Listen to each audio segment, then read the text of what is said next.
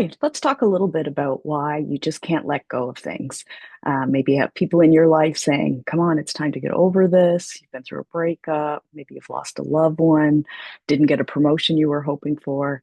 It's not uncommon that people will sort of dwell a little bit on, emotions, thoughts, feelings, and they get stuck in them and they just can't move through them. So even well-intentioned, sometimes even therapists do this, but family members, friends, people might be saying, like, just get over it. Like, it's done. It's in the past. Why can't you just let it go? Move on. You have so many other things in your life to look forward to. And while that might sound really simplistic, what you probably know, and I know too, is it's just not as easy as deciding to move on. Our brain is still going to show us things. Our body is still going to show us signs that there's something that still needs to be worked out. So that's what is often behind the feeling of not being able to let go. You might want to let go. You might very much want to let go of the feelings you're experiencing or the thoughts, the intrusive thoughts, how often they're coming into your head. But until you can sort through what's keeping you stuck or what's making you hold on to that pain or that situation, it is going to be hard to move on. Your body's just not going to let you forget about it. Your brain's not going to let you forget about it. So when we think of things, especially big things like loss or heartbreak or grief, it's not just the emotional pain that would hold us there. I mean, emotional pain is going to be normal after any kind of loss, but the difference between kind of moving through the process of grief and getting stuck in grief is usually not just the emotion. It's usually about the connections to that experience. It may be bringing up negative core beliefs. I can't handle this. I can't live without this person. I'm a failure because I didn't get this job.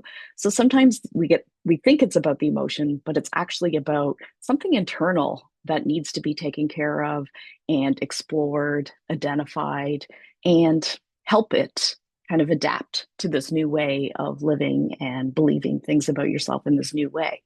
So it's not about willpower. If you're stuck in a situation and you're having a hard time moving through it, it's not because you don't want to move through it. It's not because you're refusing to do anything that's going to help you through it.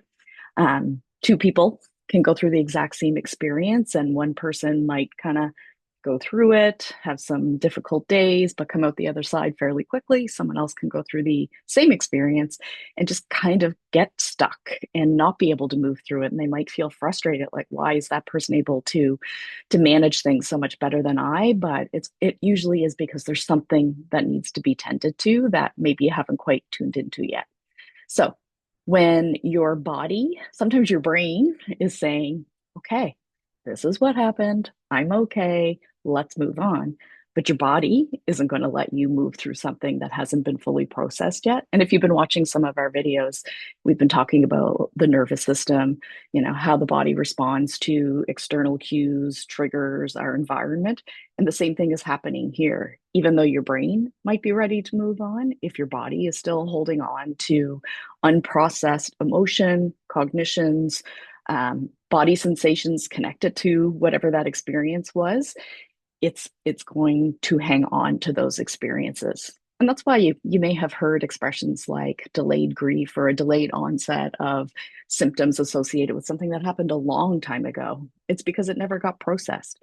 The best case scenario, you've probably heard this expression, feel the feels. When we're going through things, we got to feel the feels. And if we tend to avoid thinking about things or our feelings, or we go to distraction coping strategies, whenever the thought comes up, we move towards, watching Netflix or maybe going out with our friends.